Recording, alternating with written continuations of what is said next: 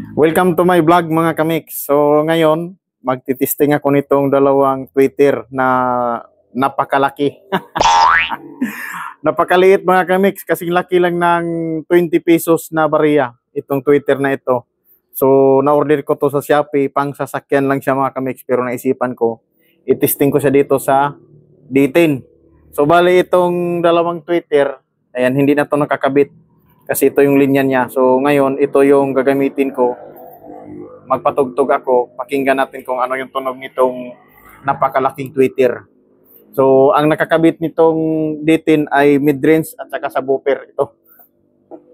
Bali ito yung Twitter gagamitin natin. So sound check na tayo mga kamix. Bali hindi ko pa nakabit itong linya niya. Ayan. Ayan.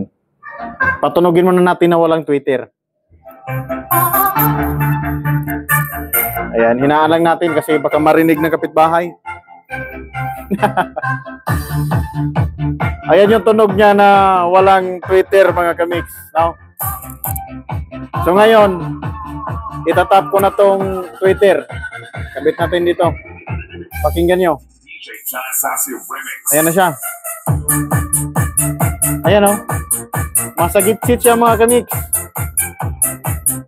Maliit lang pero maganda yung sagit-sit niya. Pansasakyan lang siya pero naisipan ko dito kasi testing. Ayan o. Volume natin konti. Tanggalin ko. So, wala na yung sagit-sit niya mga kamix. Wala na. Tap ko ulit. Ayan siya o. Maganda siya. Mas masagit-sit siya kaysa dito. Mas masagit-sit siya. Pero tuwang-tuwa ako dito mga kamix. Akala ko kasi malaki siya. Ganito lang pala siya kalaki. Kasing laki lang siya ng 20 pesos. My goodness. Ayan o. Pero masagit-sit siya. Ayan, tanggalin natin. Ayan o. Pansin nyo? Wala nang Twitter. Mid-range na lang. Ayan, tap natin ulit.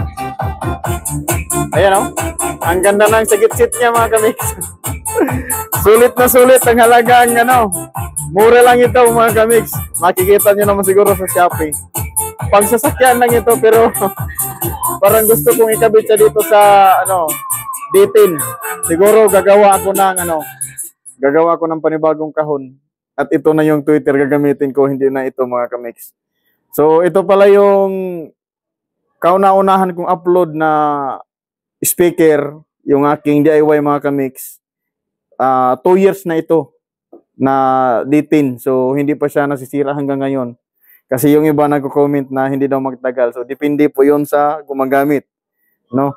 Mamahalin man yung gamit mo or local or mahal man, local man, kung hindi ka marunong gumamit, hindi magtagal yan. So, tingnan nyo naman, 2 years na, pero buhay na buhay pa rin siya. O, diba? Alright. O. Bilip ka nito, dalawa, o. Kasing laki ng 20 pesos.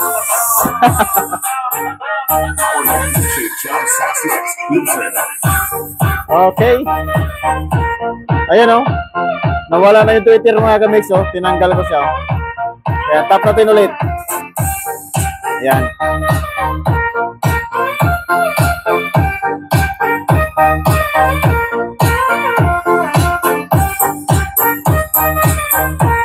Oh. Oh. Ang ganda ng sagit-sit niya mga kamix. Mas nagustuhan ko yung sagit-sit niya kaysa dito. Mas maganda ito kaysa dito. Ayan.